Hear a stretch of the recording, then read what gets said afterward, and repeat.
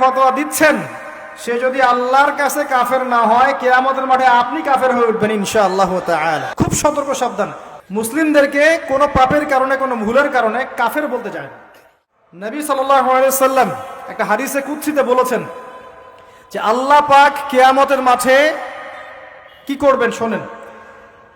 আল্লাহ রাব্বুল আলামিন বলছেন, হে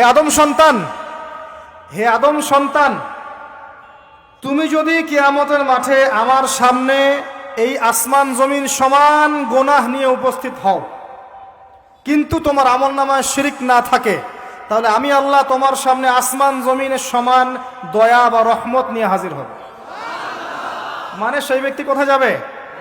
জান্নাতে চলে যাবে ইনশাআল্লাহ আজ্জা ওয়া জাল্লা। একটা পাপ থেকে যদি দূরে থাকতে পারেন, আজকের মাহফিল সফল।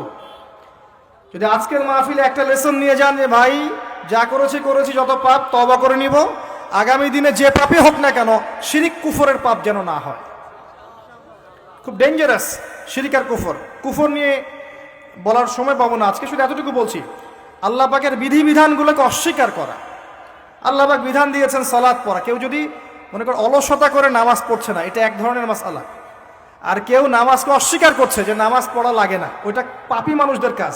আমি তো পাপ করি না, আমার নামাজের দরকার নাই, আছে না? বলে না, আমার ইমান অনেক তাজা আছে, তোমাদের ইমান দুর্বল, তোমরা নামাজ পড়ো, তাই না? অস্বীকার করলেই কুফর। অস্বীকার করলেই কি কুফর।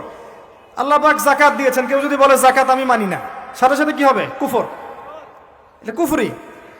আল্লাহর যে বিধানগুলো আছে এগুলোকে যদি কেউ অস্বীকার করে, কুফরি।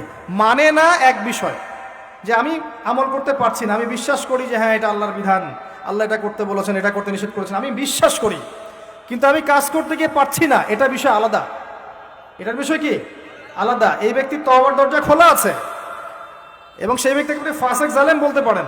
কিন্তু যে ব্যক্তি সরাসরি অস্বীকার করছে, না নামাজ না পড়লেও চলে, নামাজ ফরজ আমি বিশ্বাস করি না, যাকাত ফরজ বিশ্বাস করি না, হ্যাঁ সুদ যা ব্যবসাও তা একই বিষয়, ইসলামের মৌলিক বিষয় নিয়ে কটাক্ষ করে, আরে পর্দা ওই যুগে চলতে ওই যুগে চলে না, ঠিক আছে, ইসলামের বিধানগুলো ওই যুগে চলতে ওই যুগে চলে না, এই যে কুফর অস্বীকার, এটা কি কুফরের মধ্যে পড়বে। শিরক আর কুফর থেকে দূরে থাকতে পারলে ইনশাআল্লাহ জান্নাতে চলে যাবেন। আরেকটা ডেঞ্জারাস কথা বলি, শোনেন, এটা বলি। আমাদের মধ্যে একটা ট্রেন্ড দেখা যায়, শোনেন, আমাদের মধ্যে একটা ট্রেন্ড দেখা যায় যে আমরা অন্য কারো দোষ দেখলেই তাকে কাফের ফতোয়া দিই, তাই না? এবং এটা খুব সহজ হয়ে গেছে আমাদের কাছে। একটা ফল্ট পেলো, হ্যাঁ এই ব্যক্তির মধ্যে এটা আছে, অতএব এটাকে তামিল করে ঘুরিয়ে ফিরিয়ে অতএব সে কাফের। মনে রাখবেন, যাকে কাফের ফতোয়া দিচ্ছেন সে যদি আল্লাহর কাছে কাফের না হয়, কিয়ামতের মাঠে আপনি কাফের হয়ে উঠবেন ইনশাআল্লাহ তাআলা। আপনি যদি কাউকে কুফরি ফতোয়া দেন, সে যদি তার যোগ্য না হয় আল্লাহর দৃষ্টিতে, তাহলে ওই কুফরি ফতোয়া আপনার উপর গিয়ে বর্তাবে ইনশাআল্লাহ আজ্জা ওয়া জাল্লা। খুব সতর্ক সাবধান, কাউরে ভুলেও কাফের বলতে যায় না এভাবে। মুসলিমদেরকে অ্যাটলিস্ট, মুসলিমদেরকে কোনো পাপের কারণে, কোনো ভুলের কারণে কাফের বলতে যায় না।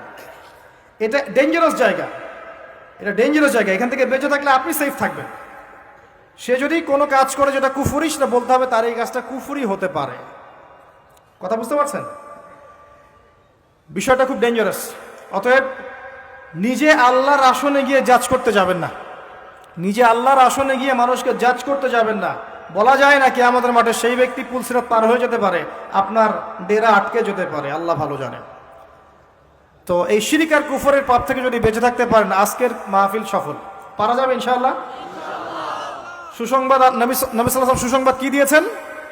যে এই উম্মতের যে ব্যক্তি শিরক না করে আল্লাহর সাথে সাক্ষাৎ করবে ইনশাআল্লাহ তাআলা, আল্লাহ পাক তাকে জান্নাতে প্রবেশ করাবেন ইনশাআল্লাহ তাআলা। যে ব্যক্তি লা ইলাহা ইল্লাল্লাহ এর উপরে থাকবে, দাখালাল জান্নাহ, সে জান্নাতে প্রবেশ করবে ইনশাআল্লাহ। তো আল্লাহ রাব্বুল আলামিন আমাদের সবাইকে যেন শিরকের পাপ থেকে হেফাজত করেন, আমিন। কোন কোন পাপগুলো শিরক, এগুলো জানার তৌফিক দান করেন, আমিন। এবং কোন কোন কাজগুলো কুফর, এগুলো বোঝার তৌফিক দান করেন। শিরক, কুফর, হারাম থেকে আল্লাহ পাক আমাদের সবাইকে হেফাজত করুন, আল্লাহুম্মা আমিন। যখন আমরা তাওহীদের উপর থাকবো, সুন্নতের উপর থাকবো এবং আল্লাহর বিধানের উপর থাকবো, ইনশাআল্লাহ দেখবেন এই জাতি যে সূর্য বীর্য নিয়ে পৃথিবীতে বিচরণ করেছে, আগামী দিনগুলোতে ইনশাআল্লাহ সেই হারানো ঐতিহ্য আবার ফিরে আসবে ইনশাআল্লাহ।